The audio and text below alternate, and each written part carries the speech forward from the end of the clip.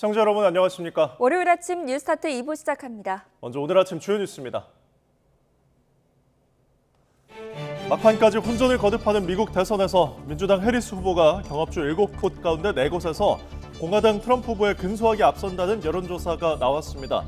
다만 오차 범위 내 우세여서 여전히 결과는 불확실하다는 평가입니다.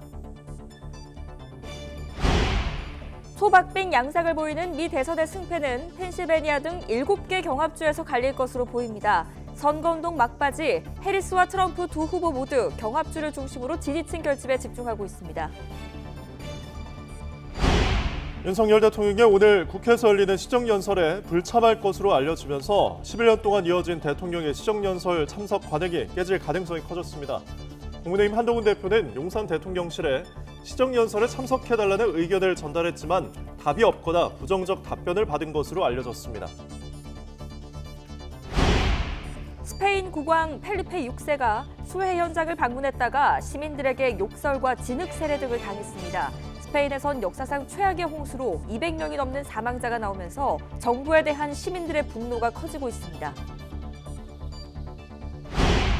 전북 순천 완주 고속도로에서 화물차와 승용차 등 3중 추돌 사고가 발생해 한 명이 숨졌습니다. 경찰은 졸음운전을 했다는 화물차 운전자의 말을 토대로 사고 원인을 조사하고 있습니다. 오늘 전국이 대체로 흐린 가운데 중부와 호남 지방은 낮까지 비가 내리는 곳이 있겠습니다. 비가 그친 후 찬 공기가 남하하면서 낮 기온은 예년과 비슷한 수준으로 떨어질 것으로 보입니다.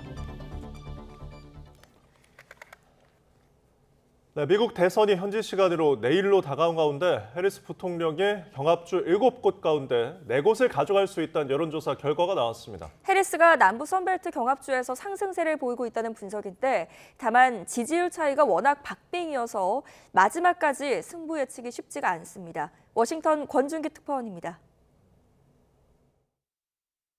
미국에서 가장 신뢰도가 높은 것으로 평가되는 뉴욕타임스 여론조사에서는 해리스가 막판 상승세를 보이는 것으로 집계됐습니다. 7개 경합주 가운데 위스콘신 등 4곳에서 우위를 보였고 펜실베이니아와 미시간에서는 트럼프와 동률을 기록했습니다. 트럼프가 우세를 보인 곳은 애리조나가 유일했습니다. 뉴욕타임스는 특히 전통적으로 공화당이 강한 노스캐롤라이나와 조지아에서 해리스의 상승 기세를 주목했습니다.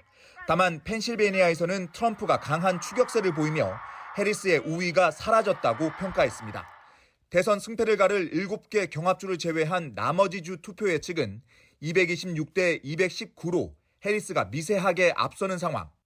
만약 뉴욕타임스 여론조사 결과를 그대로 대입할 경우 동률을 기록한 펜실베니아와 미시간을 트럼프가 가져가더라도 해리스가 선거인단 2명 차이로 대선을 이긴다는 계산입니다.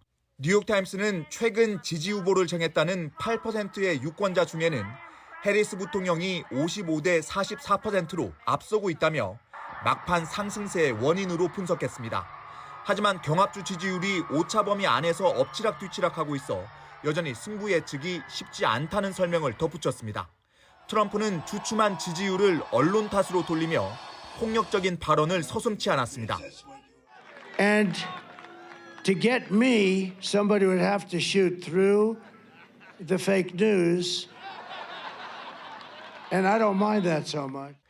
해리스는 경합주 표심이 미국의 미래를 바꿀 거라며 마지막까지 지지를 호소했습니다. To turn the page on a decade of Donald Trump trying to keep us divided and afraid of each other. We're done with that. We're done. NBC 뉴스가 내놓은 전국 단위 여론조사는 48대 48%로 지난달에 이어 동률의 지지율이 계속되며 대혼전의 판세를 반영했습니다. 워싱턴에서 YTN 권중기입니다. 미국 대선은 특정 후보를 지지하기로 서약한 선거인당 538명을 선출하는 간접선거 방식으로 치러집니다. 이 가운데 93명의 선거인단이 걸린 7개 스윙 스테이트 경합주가 선거 승패를 가를 것으로 보이는데요. 조수연 기자가 자세히 전해드립니다. 미 대선에서 가장 주목해야 할 격전지는 펜실베이니아와 미시간, 노스캐롤라이나, 조지아, 애리조나, 위스콘신, 그리고 네바다입니다. 50개 주 가운데 이들 경합주가 차기 백악관 주인을 결정한다고 해도 과언이 아닙니다. 나머지 지역은 주로 전통적인 공화 민주 텃밭으로 분류되지만 경합주는 부동층이 많아서 이 지역을 차지하는 후보가 승리하는 결과로 이어지기 때문입니다. 실제로 2016년 대선 당시 네바다주를 제외한 6개 경합주를 가져간 트럼프가 당선됐고요. 2020년에도 노스캐롤라이나를 제외한 6개 경합주를 가져간 바이든이 당선됐습니다. 경합주는 크게 선벨트와 러스트벨트로 나뉘는데요. 조지아, 노스캐롤라이나, 애리조나, 네바다 등 남부 4개 주가 선벨트, 그리고 러스트벨트는 펜실베이니아와 미시간, 위스콘신을 묶은 쇠락한 공업지대를 일컫습니다. 러스트벨트에만 44명의 선거인단이 걸려 있는데 이 지역을 확보하는 후보의 승리 가능성이 유력한 것으로 분석돼 최대 격전지로 꼽힙니다. We must seize this opportunity to end this war and bring the hostages home. And I will do everything in my power to meet that end. I will promise you we're going to end inflation very quickly. We're going to get those prices down too. And I'll stop the invasion of criminals pouring into our country. 러스트벨트의 정치 지형은 민주당 우세로 볼 수 있지만 대선에서는 스윙 성향이 강한 게 특징입니다. 제조업 비중이 높고 노조의 영향력이 강해서 민주당에 유리한 조건임에도 더딘 지역 경제 성장과 실업률 악화로 유권자들의 불만이 높은 상황이라 노동자 표심이 중요합니다. 여기에 상대적으로 높은 미시간주의 무슬림 인구 비중을 비롯해 경합주의 유색인종 표심도 변수가 될 것으로 보입니다. YTN 조수연입니다. 오늘 내년도 예산안을 설명하는 국회 시정연설이 예정된 가운데 윤석열 대통령 대신 한덕수 국무총리가 연설문을 대독할 것으로 보입니다. 현직 대통령이 시정연설에 불참하는 건 박근혜 정부 이후 11년 만에 처음입니다. 이에 여당은 야당의 장애투쟁 상황 등을 고려해 불참이 불가피하다는 입장인 반면 야당은 대통령이 예산안은 물론 명태균 씨와의 통화 등 각종 의혹을 직접 설명해야 한다고 맞서고 있습니다. 국민의힘 한동훈 대표가 용산 대통령실에 윤석열 대통령이 오늘로 예정된 국회 예산안 시정연설에 직접 참여해야 한다는 의견을 전달한 것으로 알려졌습니다. 한 대표 측 관계자는 YTN과 통화에서 한 대표가 물밑에서 용산과 소통하며 여러 요구를 한 것으로 안다며 이같이 전했습니다. 대통령실은 국민의힘 한동훈 대표가 윤석열 대통령의 국회 시정연설 참석을 건의한 데 대해 하루 전날 언론을 통해 이런 사실을 알린 건 부적절하다고 밝혔습니다. 대통령실 관계자는 YTN과의 통화에서 한 대표의 건의가 언론을 통해 알려지는 게 윤 대통령의 불통의 이미지로 만드는 거라며 적절한지 모르겠고 안타깝다고 말했습니다. 윤석열 대통령과 명태균 씨의 통화 녹취가 공개된 이후 한동훈 대표는 며칠째 침묵을 지키고 있습니다. 용산 대통령실이 먼저 대응책을 내놓길 기다리는 것 아니냐는 분석도 나오는데 한 대표가 곧 입을 열 수밖에 없을 거란 관측이 지배적입니다. 임성재 기자입니다. 윤석열 대통령과 명태균 씨의 통화 녹음 공개 이후 나흘째 한동훈 대표의 침묵이 이어졌습니다. 용산 대통령실을 향해 11월이란 시한까지 못 박으며 쇄신 압박을 가했던 100일 기자회견 뒤 별다른 입장을 내지 않고 있는 겁니다. 한 대표의 숙고에는 그 자체로 메시지가 담겼다는 게 한 대표 측 설명입니다. 1년의 현안에 용산 대통령실이 당보다 먼저 쇄신책 등을 내주길 기다리고 있다는 취지입니다. 이 경우 용산과 엇나감 없이 수습책의 효과도 극대화할 수 있다는 이유에서입니다. 야권 공세의 초점이 김건희 여사에서 윤 대통령에게 옮겨간 데 당혹감도 읽히는데 대통령 육성 논란 뒤 처음으로 열리는 최고위원 회의에서 한 대표가 입장을 표명할 수밖에 없을 거란 관측도 나옵니다. 한 대표는 침묵 기간 당 중진들의 의견을 수렴하는 동시에 대통령실과도 소통한 거로 알려졌습니다. 제가 알기로는 한 대표께서도 어제 그제 계속 중진들과 전화도 하고 응원을 하고 있는 걸로 알고 있습니다. 그렇게 이해를 해주십시오. 특별감찰관 추진에 이견을 드러냈던 원내 지도부도 대통령 녹취 공개 이후엔 여론 추이를 예의주시하는 분위기입니다. 최근 일부 여론조사에서 국정 지지도가 처음으로 10%대 최저치를 기록한 만큼 엄중한 상황임을 부인할 수 없다는 겁니다. 대통령실에서도 이런 상황을 엄중하게 인식을 하면서 여기에 대한 여러 가지 입장을 내는 문제를 아마 고민하고 계시지 않을까. 결국 용산의 선제적인 변화와 쇄신을 요구하는 한 대표의 이 대통령실이 호응할지가 관건으로 보이는데 야권의 공세 등을 감안하면 한 대표도 조만간 입장을 낼 수밖에 없을 거로 보입니다. YTN 임성재입니다. 네, 이런 가운데 국민의힘 원로들이 최근 여권의 위기 상황과 관련해 윤석열 대통령이 취임 당시 초심으로 돌아가서 국민의 목소리를 잘 경청하고 판단해야 한다고 촉구했습니다. 여당 상임고문단 회장인 정의화 전 국회의장은 서울 여의도 당사에서 비공개 회동을 가진 뒤 기자들을 만나 당정 화합에 모두가 신경 써야 하고 대통령과 당이 힘을 합쳐서 구국의 노력을 해야 한다는 데 뜻을 모았다며 이같이 전했습니다. 이스라엘군이 시리아 내에서 군사작전을 벌여 이란에 연계된 테러 조직 첩보원의 신병을 확보했다고 밝혔습니다. 이스라엘군은 현지 시간 3일 성명에서 지난 몇 달간 시리아 영토에서 정보에 기반한 특수작전을 수행하던 에고즈 부대와 504 정보부대가 이란 테러 조직 첩보원 알리 솔레이만 알 아시를 붙잡아 구금했다고 발표했습니다. 이스라엘군은 에고즈 부대원들이 시리아 내 군사시설에 침투해 작전하는 영상을 함께 공개했습니다. 베냐민 네타냐후 이스라엘 총리는 현지 시간 3일 북쪽 레바논 국경지대를 찾아 친이란 무장단체 헤즈볼라에 대한 군사작전을 이어가겠다는 의지를 밝혔습니다. 네타냐후 총리는 레바논 국경을 순시하고 군 지휘부로부터 전황을 보고받은 자리에서 장병들을 향해 휴전 합의가 있든 없든 북부 안보를 회복하고 주민들을 안전하게 귀환시킬 열쇠는 헤즈볼라를 리타니강 너머로 몰아내는 것이라고 말했습니다. 또 헤즈볼라의 재무장 시도를 표적으로 삼고 우리를 향하는 모든 움직임에 단호하게 대응해야 한다고 강조했습니다. 이란이 곧 이스라엘을 겨냥해 재보복을 감행할 거란 관측이 나오는 가운데 이란 수도 테헤란에서 1979년 주이란 미국 대사관 점거를 기념하는 대규모 집회가 열렸습니다.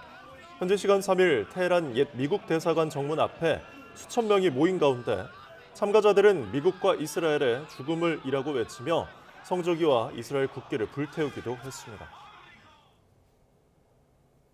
최악의 홍수 참사가 발생한 스페인에서 피해 지역을 찾은 국왕 부부가 욕설과 함께 진흙을 맞는 봉변을 당했습니다. 사망자 수는 217명으로 늘어난 가운데 여전히 수십 명이 소재 파악이 되지 않는 상황입니다. 박영진 기자가 취재했습니다.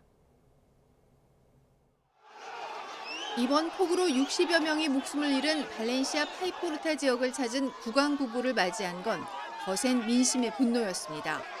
성난 주민들은 국왕 일행을 에워싸고 욕설을 퍼붓고 진흙을 집어던졌습니다. 재난 문자 발송이 10시간 넘게 걸리는 등 당국의 부실한 대응이 엄청난 인명피해를 초래했고 여기에 수색과 복구 작업까지 지연되자 분통을 터뜨렸습니다. 급류에 휩쓸려 사라진 가족을, 친구를 찾아달라는 울분의 하소연도 이어졌습니다. Por favor, que están todavía los muertos en los garajes. Las familias están buscando a sus familiares, amigos. Por favor, venid, venid, solo pedimos ayuda, no pedimos otra cosa. 주민들의 격렬한 분노에 당황한 국왕 일행은 서둘러 일정을 마무리하고 다른 피해 지역 방문도 취소했습니다. 부실한 정부 대처와 달리 자원봉사자 수천 명은 한달음에 수해 지역으로 달려와 힘을 보태고 있습니다. 하지만 여전히 접근조차 쉽지 않은 곳이 많아 실종자 수색은 쉽지 않은 상황. El aviso que recibimos es que podía haber en torno a 12-15 personas posiblemente, que alguien parece ser que alguien vio entrar gente pero no vio salir.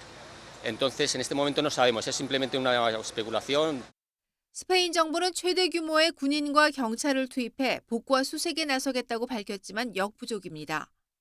3일 현재 217명이 사망한 것으로 집계된 가운데 수십 명이 여전히 실종 상태여서 희생자 규모는 더욱 늘어날 것으로 보입니다. YTN 박영진입니다. 사건 사고 한 줄 뉴스입니다. 그저녁 1시 40분쯤 서울 강남역 인근 테헤란로에서 무면허 상태로 운전하며 팔중 추돌 사고를 낸 20대 여성 A씨에게 경찰이 구속영장을 신청했습니다. 네, 어제 낮 2시 40분쯤 전북 군산 옥도면에 있는 갯바위에 바닷물이 들이쳐 고립된 낚시꾼 2명이 해양경찰에 구조됐습니다. 어제 오후 4시 반쯤 강원도 양양군 정암해변 앞 300m 앞 바다 위에서 수상 오토바이가 기관 고장으로 표류하고 있다는 신고가 들어와 해경이 구조했습니다.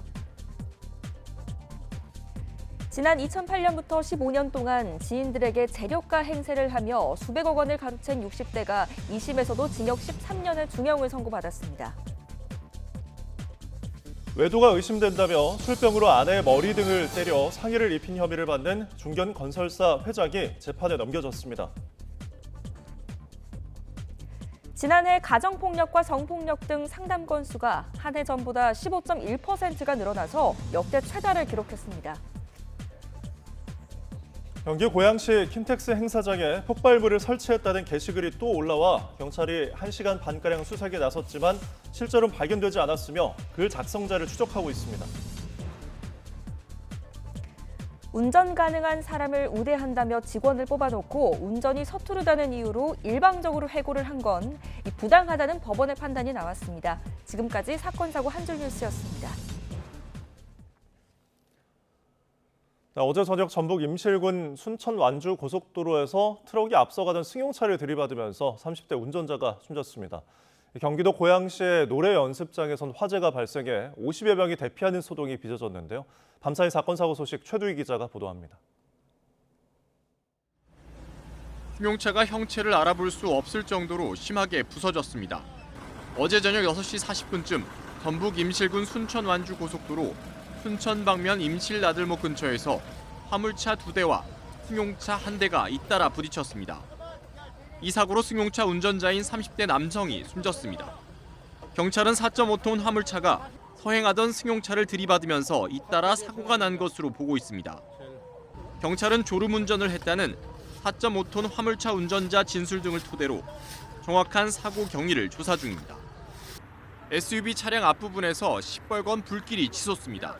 어제 저녁 7시 40분쯤 서울 마곡동의 편도 5차로 도로에서 좌회전하던 승용차와 직진하던 SUV 차량이 부딪힌 직후 SUV 차량에 불이 붙었습니다. 이 사고로 승용차에 타고 있던 2명이 다쳐 병원으로 옮겨졌습니다. 경찰은 음주운전으로 인한 사고는 아닌 것으로 보고 정확한 사고 경위를 조사하고 있습니다. 앞서 어제 저녁 7시쯤엔 경기도 고양시 장항동에 있는 한 노래 연습장에서 불이 나 10여 분 만에 꺼졌습니다. 이 불로 다친 사람은 없었지만 상가에 있던 시민 등 50여 명이 대피했습니다. YTN 최두입니다. 네, 가을 행락철이 마무리에 접어들고 있지만 여전히 단풍놀이나 지역 축제를 향하는 나들이 객들이 늘면서 교통사고도 잇따르고 있습니다. 경찰은 자칫 큰 피해로 이어질 수 있는 전세버스 대열 운행과 난폭 운전 등을 집중 단속하기로 했습니다. 차주근 기자입니다. 지난달 20일 고속도로를 달리던 버스 한 대가 갑자기 옆 차선으로 넘어오더니 앞서가던 검은색 승용차를 그대로 들이받습니다. 사고 충격으로 튕겨나간 승용차가 또다시 앞차를 들이받았고 이 사고로 버스 승객 등 6명이 다쳐 병원으로 옮겨졌습니다. 이번 주말에도 평택 제천 고속도로 제천 방향 청북 나들목 인근에서 차량 10대가 잇따라 부딪혔습니다. 달리던 4.5톤 화물차가 앞차와 부딪히면서 연쇄적으로 사고가 발생한 겁니다. 이 사고로 4명이 다쳐 주변 병원으로 옮겨졌습니다. 막바지 가을 행락철, 유명산이나 관광지를 찾는 관광객들이 늘면서 교통사고가 잇따르고 있습니다.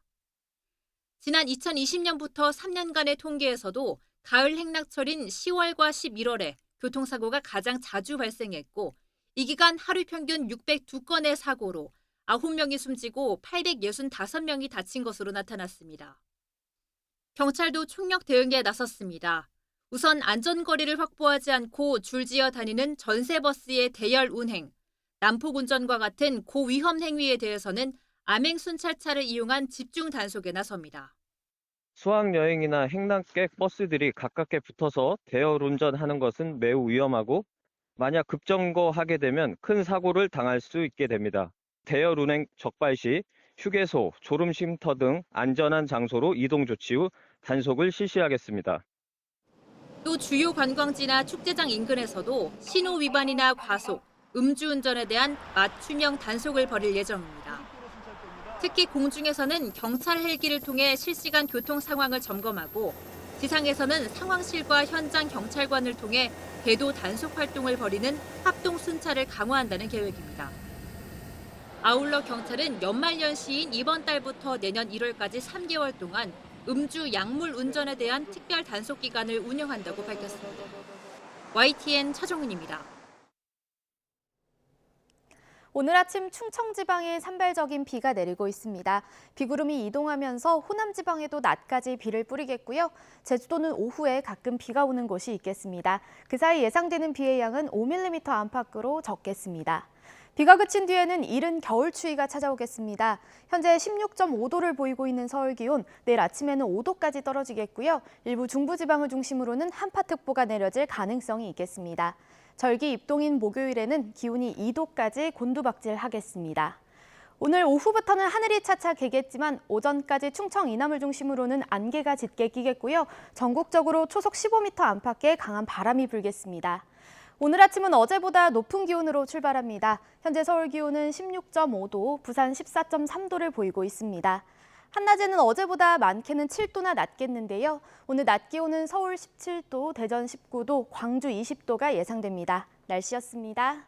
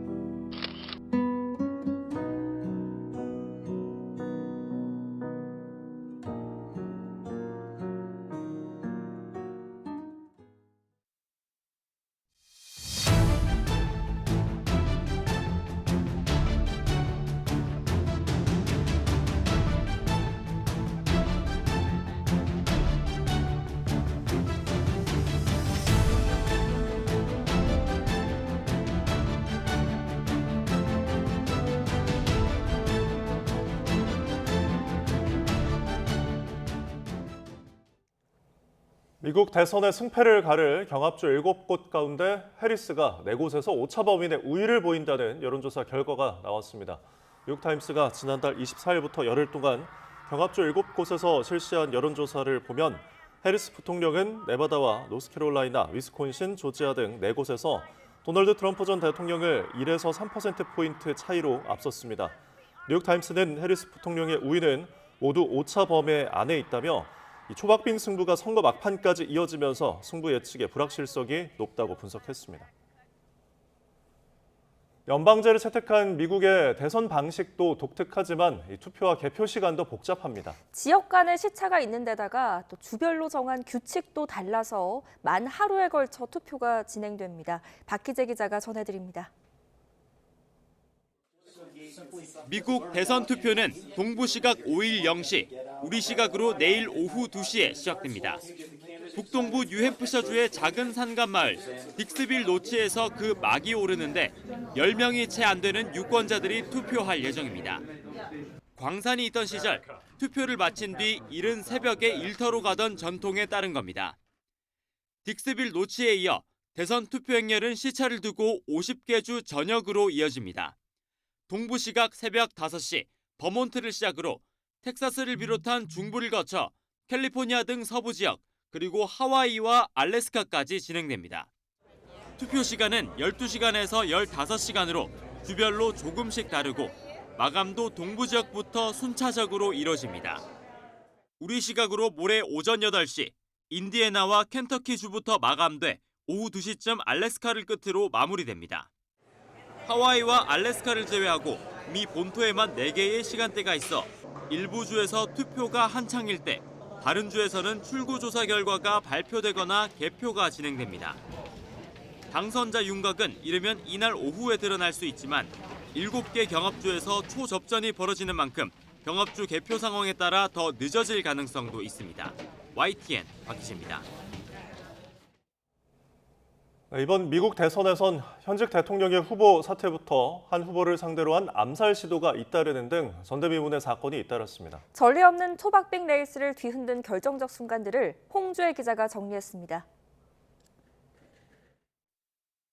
역대 최고령 후보끼리 맞붙었던 올해 미국 대선은 한때 차악, 덜 나쁜 후보를 고르는 선거라는 오명이 붙었습니다. 그러다 6월 말 바이든 현 대통령과 트럼프 전 대통령의 TV 토론이 가져온 후폭풍은 컸습니다. With the COVID, with dealing with everything we have to do with, look, if we finally beat Medicare. 멍한 표정에 쉰 목소리, 엉뚱한 답변까지 바이든 대통령의 고령 리스크는 한층 두드러졌고 후보 사퇴 여론이 고개를 들었습니다. 다음 달 트럼프 전 대통령이 야외 유세에서 총에 맞는 사건까지 발생하며 승부의 균형추는 완전히 기우는 듯했습니다. 피격 직후 주먹을 불끈 쥐며 일어선 트럼프 전 대통령의 모습이 유권자들의 뇌리에 남은 가운데 공화당 전당대회는 대관식을 방불케 했습니다. If I had not moved my head at that very last instant, the assassin's bullet would have perfectly hit its mark, and I would not be here tonight.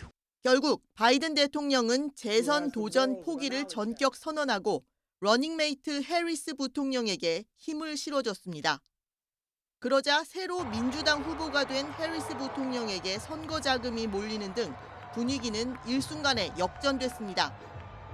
I was an elected attorney general and an elected district attorney. And before that, I was a courtroom prosecutor.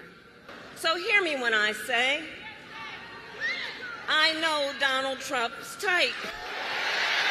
두 후보가 처음이자 마지막으로 만난 9월 TV 토론. 트럼프 전 대통령을 상대로 이리저리 미끼를 던진 끝에 이민자가 개를 잡아먹는다는 근거 없는 발언까지 끌어낸 해리스 부통령이 판정승했다는 평가가 나왔습니다. 그러나 지지율에 결정적인 영향을 주진 못했고 둘은 막판까지 예측 불허의 초박빙 대결을 이어가고 있습니다. YTN 홍주혜입니다. 네, 계속해서 국내 정치권 소식 알아보겠습니다. 윤석열 대통령과 김건희 여사의 공천 개입 의혹 핵심 당사자인 김영선 전 국민의힘 의원이 검찰에 출석해 12시간 가까이 조사를 받았지만 관련 의혹을 전면 부인했습니다. 김 전 의원은 창원지방검찰청에서 조사를 받고 나온 뒤 검찰 조사에서 자신은 미래한국연구소와 관계가 없다는 것에 대해 확실히 했다고 말했습니다. 대가성 공천 의혹에 대해서도 명 씨나 김 여사에게 공천을 부탁한 적이 없고 대선은 전국적으로 통합적으로 돕는 거기 때문에 상관관계가 굉장히 약하다고 주장했습니다. 명태균 씨는 김영선 전 의원과의 돈 거래뿐 아니라 지난 대선을 앞두고 윤석열 대통령에게 여러 차례 여론조사를 제공했다는 의혹에도 연루되어 있습니다. 관련 고발도 잇따르는 가운데 검찰과 공수처가 본격적인 수사에 나설지 주목됩니다. 김태원 기자입니다. 명태균 씨와 김영선 전 의원 사이 돈거래 의혹에 대한 창원지검 수사와 별개로 서울중앙지검은 이른바 여론조사 의혹에 대한 시민단체의 고발을 접수해 검토하고 있습니다. 고발인은 명 씨가 대선 국면에서 윤석열 대통령의 당선을 위해 여론조사를 조작하거나 왜곡했다고 주장했습니다. 또 대선에 앞서 시행된 80여 차례, 총 비용 3억 7천만여 원에 달하는 여론조사를 윤 대통령 측에 무상 제공한 대가로 김 전 의원의 공천을 약속받았다는 의혹도 제기했습니다. 이에 대해 정진석 대통령실 비서실장은 국회 국정감사에서 윤 대통령이 취임 전후 공천 개입이나 선거 개입 같은 불법 행위를 한 바가 없다고 강하게 반박했습니다. 여권에서도 이른바 명태균 녹취록과 관련해 당시 당선인 신분이었던 윤 대통령이 단지 공천 관련 의견을 공천관리위원회에 전달한 것으론 선거법 위반이 성립하지 않는다고 주장했습니다. 논란이 커지면서 야권에서는 특별수사본부를 설치하거나 서울중앙지검으로 관련 사건을 이송하는 등 수사를 확대해야 한다는 의견도 나오고 있습니다. 하지만 박성재 법무부 장관은 최근 서울중앙지검에서 명시 관련 의혹을 모두 합쳐 수사할 가능성에 대해 창원지검에서 열심히 하고 있다고 일축했습니다. 이런 가운데 고위공직자 범죄 수사처도 여론조사 의혹과 돈거래 의혹 등에 대한 고발을 접수하면서 관련 수사에 착수했습니다. 공수처 관계자는 현재 법리 검토를 진행하는 단계로 상황을 지켜보고 있다고 전했습니다. 다만 사건을 배당받은 수사 4부는 최상병 사건까지 수사하고 있는 만큼 인력 여건을 고려하면 곧바로 수사의 속도를 내기는 쉽지 않아 보입니다. YTN 김태원입니다. 22대 국회 첫 국정감사가 마무리되고 또 이번 주부터 본격 예산 심사가 시작되지만 여야 대치는 갈수록 격해지고 있습니다. 국민의힘은 민주당 장외 집회의 진짜 목적은 이재명 대표 방탄이라고 날을 세웠고 민주당은 11월을 김건희 여사 특검의 달로 규정했습니다. 이준엽 기자입니다. 여야 원내대표가 지난주 막을 내린 22대의 첫 국정감사를 평가하기 위해 각각 간담회를 진행했습니다. 먼저 국민의힘 추경호 원내대표는 민주당의 대규모 장외 집회를 두고 이재명 대표의 1심 선고가 다가오자 방탄에 당력을 쏟는 모습이 애처롭다며 비난했습니다. 김건희 여사 특검법은 구호일 뿐 목적은 이 대표 방탄이라며 더불어 방탄당 같다고 쏘아붙였습니다. 민주주의를 파괴한 범법 정권이라고 궤변을 늘어놓았습니다. 전과 사범이면서 7개 사건에서 11개의 혐의로 4개의 재판을 받고 있는 분이 대놓고 하실 말씀은 아닙니다. 같은 시각 민주당 박찬대 원내대표는 국정감사의 최종 결론은 김건희 여사 특검법이라며 11월을 김 여사 특검의 달로 삼겠다고 거듭 강조했습니다. 특검 내용이나 형식, 여당이 지목하는 독소 조항 등의 협의 가능성이 열려 있다고 손을 내밀면서도 한동훈 대표가 제시한 특별감찰관 임명 문제는 이제 죽은 카드라고 압박했습니다. 국회 내 농성을 시작할까 지금 생각 중입니다. 개헌 요구도 있고 사실 탄핵과 관련된 요구들도 많이 있는데 김건희 특검법을 관철시키기 위한 모든 노력을 다해 나가겠다. 국정감사가 마무리되고 여야는 이제 본격적인 내년도 정부 예산안 심사에 나섭니다. 오는 7일에서 8일 종합정책 질의를 시작으로 18일부터 25일까지 소위 세부심사, 즉 증액, 감액 등을 거칠 예정입니다. 국민의힘은 677조 원 규모의 내년도 예산안은 민생과 안보, 국민 안전을 지키기 위해 정부가 고심한 결과라며 철저한 사수를 다짐하고 있습니다. 반면 민주당은 검찰 특수활동비를 비롯해 국회 심사를 거부하는 예산은 단호히 잘라내는 동시에 정부 안에 빠진 고교 무상교육 예산 등은 복원하겠다고 벼르고 있습니다. 11월 예산 정국에서도 김건희 여사 특검법 처리 문제와 이재명 대표의 연이은 1심 선고들과 맞물려 여야 간 극심한 대립이 예상됩니다. 예산 심사마저 거듭 정쟁으로 흐르면서 올해도 예산안 처리가 다음 달 초 법정 시한을 넘길 가능성이 크다는 우려가 벌써부터 나오고 있습니다.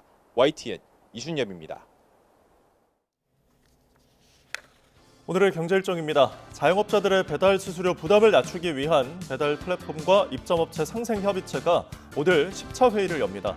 출범 100일이 넘도록 합의에 이르지 못한 핵심 쟁점인 중개 수수료율에 대한 상생안이 마련될 수 있을지 주목됩니다. 현실로 닥친 이상기후가 실물 경제에 미치는 영향은 어떨까요? 한국은행이 기후 대응 시나리오별 분석 자료를 내놓습니다. 관세청이 3분기 마약 밀수 단속 동향을 발표합니다. 올해 상반기에는 통관 단계에서 298kg, 하루 평균 1.6kg에 달하는 마약이 적발됐습니다.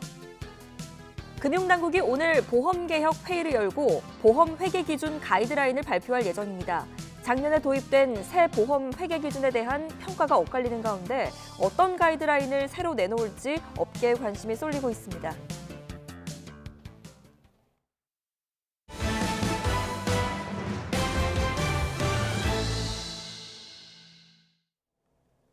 북한의 대남 방송이 넉 달째 이어지면서 강화도에 사는 주민이 국회를 찾아 무릎까지 꿇고 대책 마련을 호소했습니다. 들짐승 울음소리에 심지어 귀신 소리까지 하루 종일 울리는 소음에 주민 피해가 극심한데요. 윤태인 기자가 강화도 접경 지역에 다녀왔습니다. 저 참고인은 자리에 가셔서 강화도에서 국회까지 달려온 아이 엄마는 북한의 대남 방송 때문에 살 수가 없다며 제발 멈추게 해달라고 무릎을 꿇었습니다. 실제로 어떤 소리가 들리는지 취재진이 직접 강화도를 찾았습니다.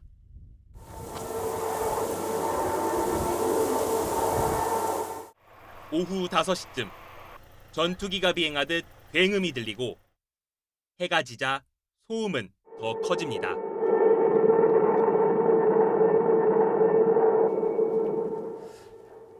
지금 소리 시작됐네요. 들리시죠? 저희 집 문 다 닫혔는데도 이렇게 들려요. 우웅하는 이상한 소리가 계속 들리더니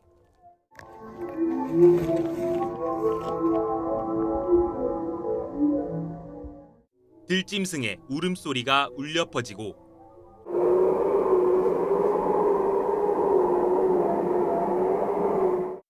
심지어 귀신 소리까지.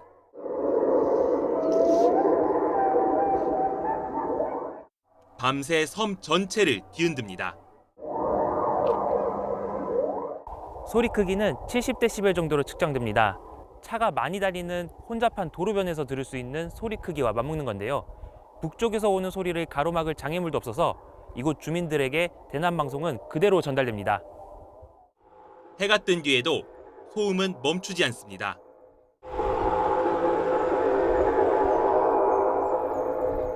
끝없이 들리는 이상한 소리에 초등학생 아이들은 대통령 할아버지에게 북한에서 나는 소리를 멈춰달라며 편지까지 썼습니다.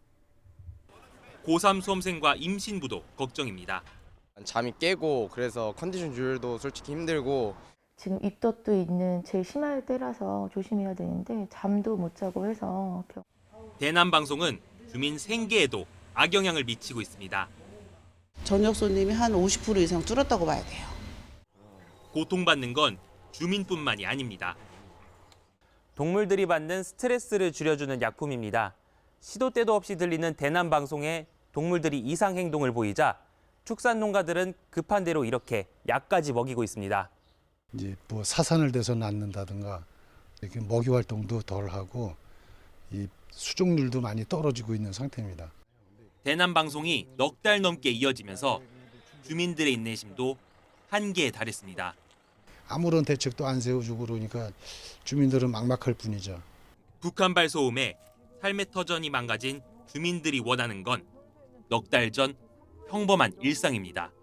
여기서 농사 짓고 60평생, 70평생 사신 분들인데 그분들이 여길 버리고 떠나기 쉽지 않아요. 그냥 저 소리 안 듣고 사는 게 제 소원이에요. YTN 윤태희입니다. 교텐그룹의 대규모 미정산 사태를 수사하는 검찰이 핵심 피의자인 팀F 대표들을 다시 불러 조사합니다. 서울중앙지방검찰청 전담수사팀은 오늘 오전 10시부터 류화연 위F 대표와 류광진 팀원 대표를 각각 피의자 신분으로 불러 조사할 예정입니다. 이들은 구영배 큐텐그룹 대표 등과 함께 정산대급을 지급할 수 없다는 사실을 알고도 판매자를 속여 돌려받기식 영업으로 1조 5,950억 원대 대금을 가로챈 혐의를 받고 있습니다.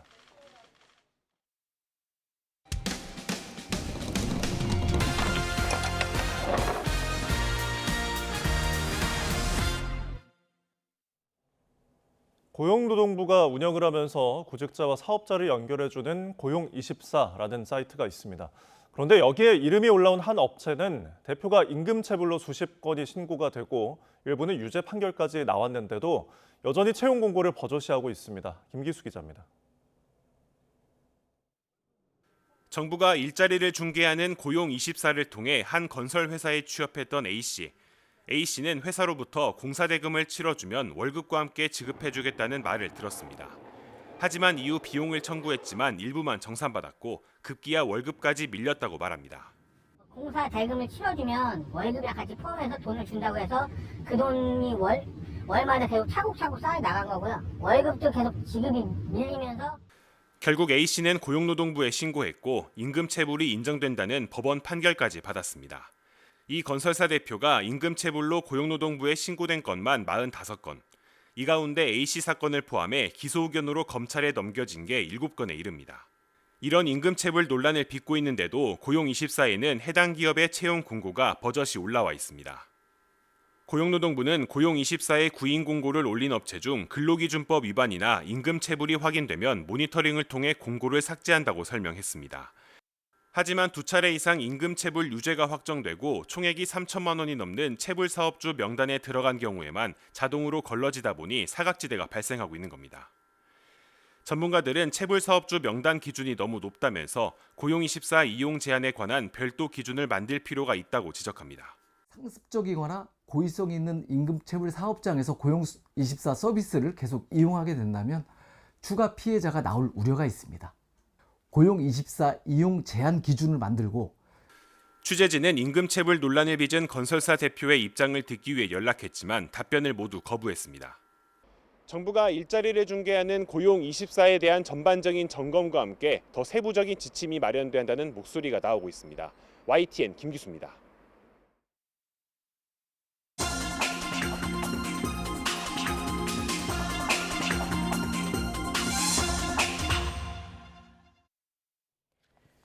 오늘의 글로벌 픽입니다.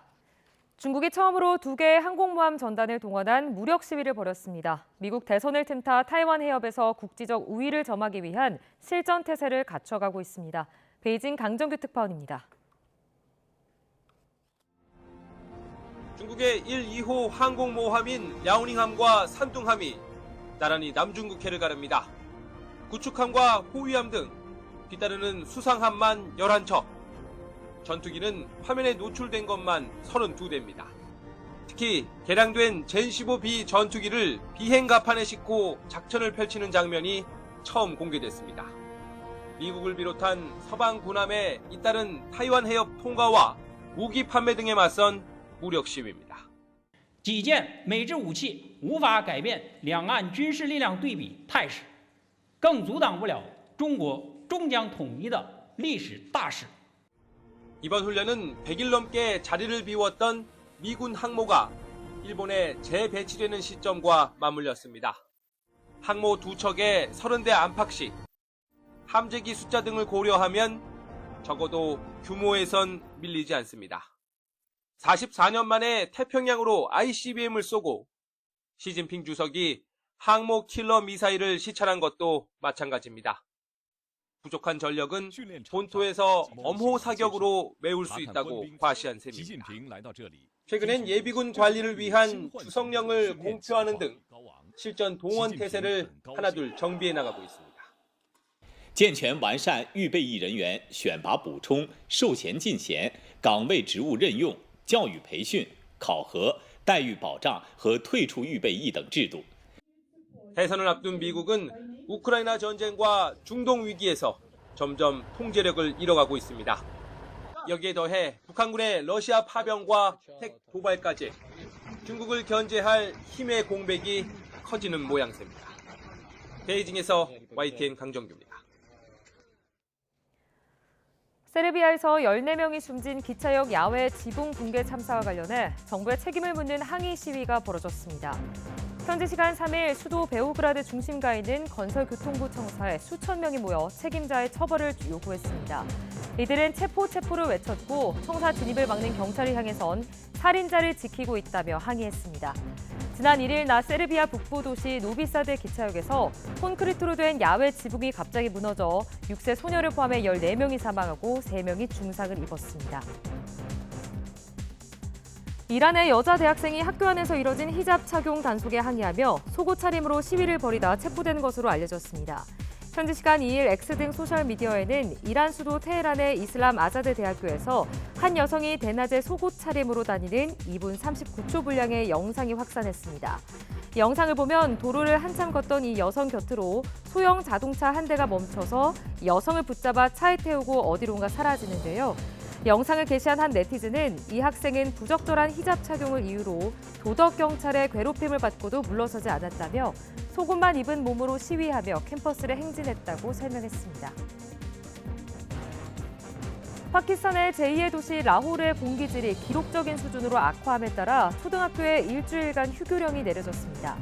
AFP 통신은 지난 2일 라호르의 공기질 지수가 1067까지 치솟아 위험으로 간주되는 300을 훨씬 넘어섰다고 보도했습니다. 미국에서 지난달 차에 치여 죽은 회색곰의 추모 행사가 열렸습니다. 현지 시간 2일 밤 미국 와이오밍주 잭슨에서 수십 명이 모여 촛불 집회를 열고 암컷 회색곰 399의 죽음을 애도했습니다. 야생동물 연구자들이 부착한 식별 태그 때문에 399번으로 널리 알려진 이 곰은 지난달 22일 고속도로에서 달리던 차에 치여 사망했습니다. 그레이터 옐로스톤 생태계에서는 매년 평균 3마리의 회색곰이 자동차에 부딪혀 목숨을 잃는 것으로 조사됐습니다. 지금까지 글로벌 픽이었습니다. 네, 이어서 국내 소식입니다. 그제 강원도 화천 북한강에서 30대 여성의 시신이 훼손된 채 발견됐습니다. 경찰이 유력한 용의자인 현역 군인 남성을 하루 만에 서울에서 검거했는데 살인 혐의를 시인한 것으로 파악됐습니다. 정현우 기자입니다. 강변에 처진 주황색 통제선 너머로 경찰들이 분주합니다. 강원도 화천 북한강에서 30대 초반으로 보이는 여성의 시신이 발견된 건 지난 2일 오후 2시 45분쯤. 시신이 크게 부패하진 않았지만 여러 점으로 나뉘어 훼손된 상태였습니다. 경찰은 30대 후반 남성 A씨를 유력한 용의자로 지목하고 서울 강남의 일원역 지하도에서 하루 만에 붙잡았습니다. 경찰은 이곳 남자 화장실 안에서 평상복 차림인 A씨를 검거해서 데리고 나왔습니다. 검거 과정에서 저항은 없었습니다.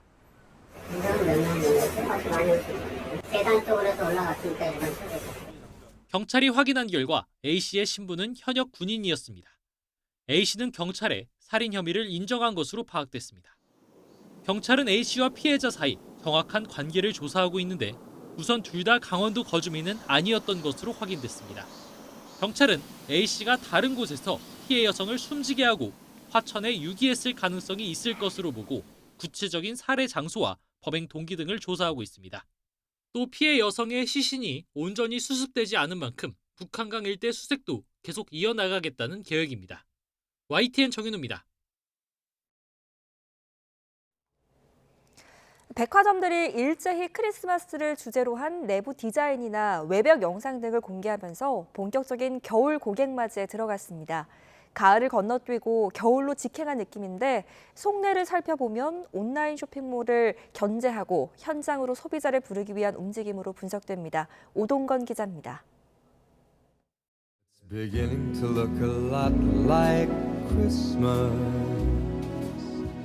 건물을 둘러싼 2만여 개의 전구에 불이 들어오고 화려한 조명이 입구를 수놓습니다. 브로드웨이 극장가가 떠오르는 이곳은 서울 도심의 백화점입니다. 막 불 켜지고 되게 예쁘더라고요. 그래서 사진 찍고 싶게 하고 막 사진 찍고 예쁜 마음. 백화점 외벽 전체를 감싸고 있는 초대형 LED. 크리스마스 테마가 공개되자 영상을 담는 손이 바빠집니다. 제 뒤로 보시는 이 초대형 LED 전광판은 가로가 72m, 세로가 18m로 농구장 3개 크기에 달합니다. 겨울을 미리 가져온 듯한 백화점의 외벽 이벤트에 발길을 멈추기도 합니다. 확실히 뭔가 선물 사야겠다라는 생각도 좀 들었고요. 그리고 뭐 안에 들어가서 구경하고 싶다라는 생각도 들었어요. 추위를 피해 실내 장식에 초점을 맞춘 곳도 있습니다. 크리스마스 분위기의 유럽 동화 속 서커스 마을을 그대로 재현했습니다. 1768년 서커스를 스토리 컨셉으로 하였습니다. 희망, 사랑, 평화, 행복과 같은 메시지를 이번 크리스마스 스토리에 전달하고자 합니다. 백화점이 이렇게 매장을 꾸미는데 대규모 투자를 하는 이유는 온라인 쇼핑에 밀리는 현실 때문입니다. 지난해 온라인 유통업의 매출이 처음으로 오프라인을 넘어섰고 지난 9월엔 온라인 매출이 15.7% 늘어난 반면 오프라인 매출은 오히려 줄었습니다. 이런 상황에서 소비자들을 현장으로 이끌어낼 수 있는 대규모 장식이 또 다른 승부수로 떠올랐습니다. 지난 크리스마스 테마 시즌 신세계와 롯데 본점의 고객은 1년 전보다 50% 이상 늘었고 더현대 서울은 외국인 고객이 900% 가깝게 늘었습니다. 65%까지 증가할 것입니다. 앞으로 백화점이나 대형마트는 사람들을 모으고 사람들을 만나는 모임의 장소가 되고 가족 행사를 열 수 있는 그런 장소를 제공하고 만남의 장소를 해야만 살아남을 수 있다. 온라인 업체와의 치열한 경쟁 속에 백화점들의 다양한 전략 고민은 앞으로도 계속될 전망입니다. YTN 오동건입니다.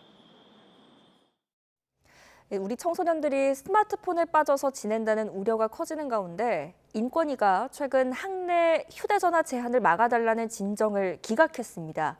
여기에 정치권에서는 학내 휴대전화 사용을 막는 법안까지 발의되며 학생 인권을 둘러싼 논란이 다시 커질 것으로 보입니다. 김주영 기자입니다.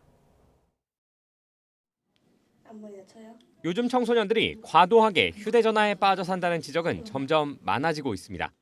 네, 조금 많이 사용했습니다. 하루에 한 4시간 이상.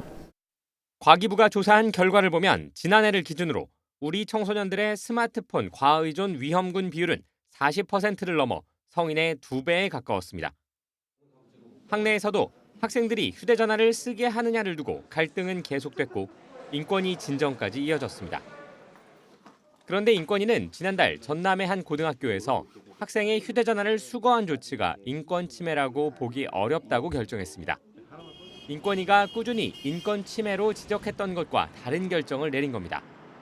여기에 정치권에서는 아예 교내 휴대전화 사용을 제한하는 법이 발의되고 교육부도 긍정적 입장인 것으로 알려지면서 학내 사용 금지 분위기는 확산됐습니다.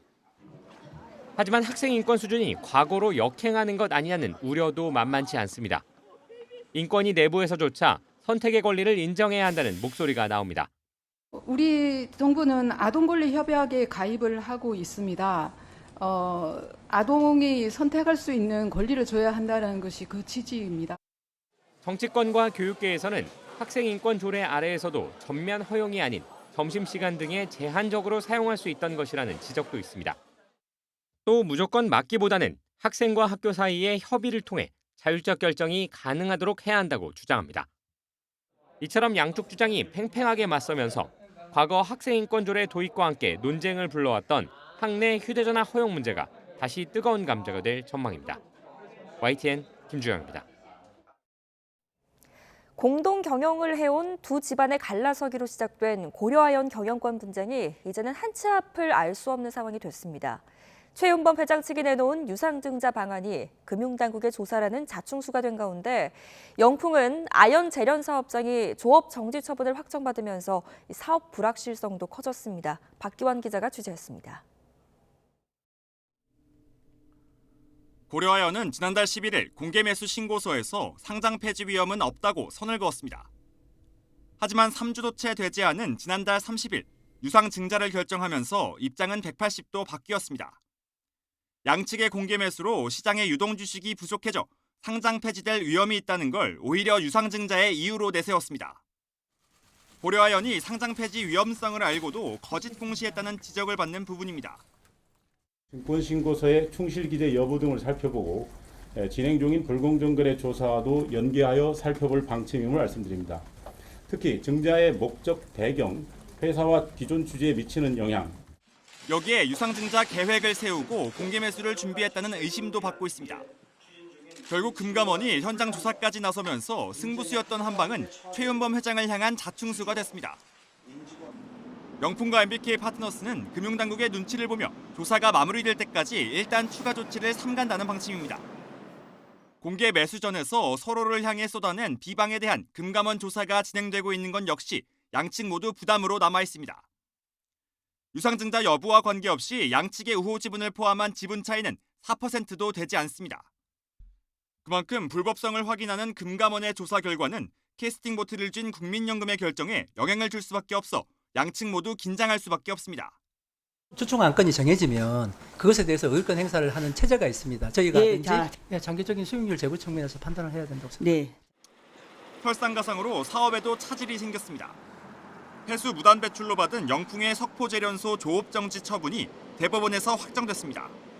공정 정상화까지 포함하면 넉 달 이상 조업하지 못하게 되는 데다 영풍에 반대하는 고려아연 노조가 통파업도 예고한 상황이라 생산 차질은 불가피해졌습니다. 글로벌 아연 생산량의 10%를 책임지는 영풍과 고려아연. 경영권 분쟁에 금융당국의 조사와 소송전까지 이어지면서 비철금속 글로벌 1위 자리마저 위태로워 보입니다. YTN 박견입니다.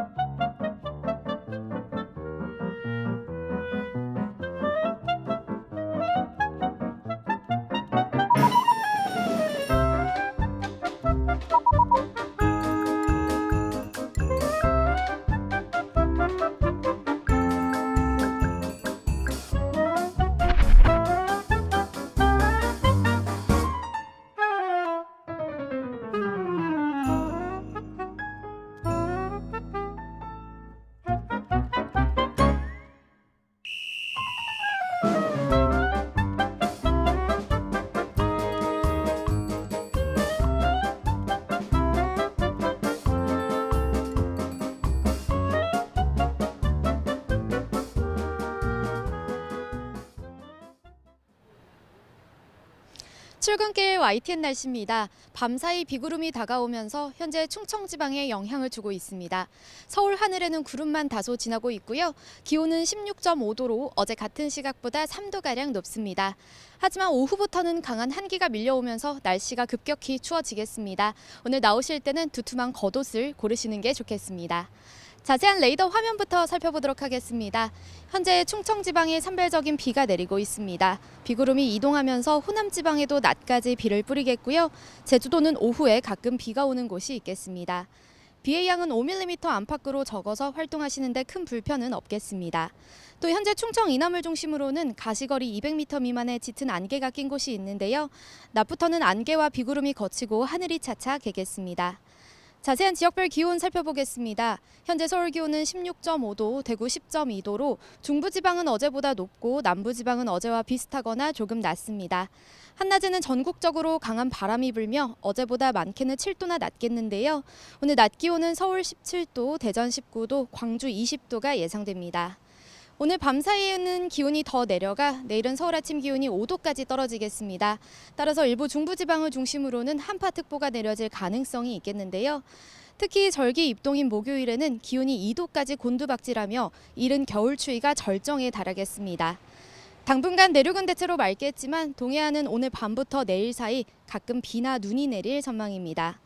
오늘 대기질은 대체로 양호하겠지만 서쪽 지방을 중심으로는 국외 미세먼지가 유입되면서 한때 공기가 탁해질 수 있겠습니다. 호흡기가 약하신 분들은 참고하시는 게 좋겠습니다. 지금까지 YTN 원희다입니다. 네, 뉴스타트 3부 잠시 후에 이어집니다.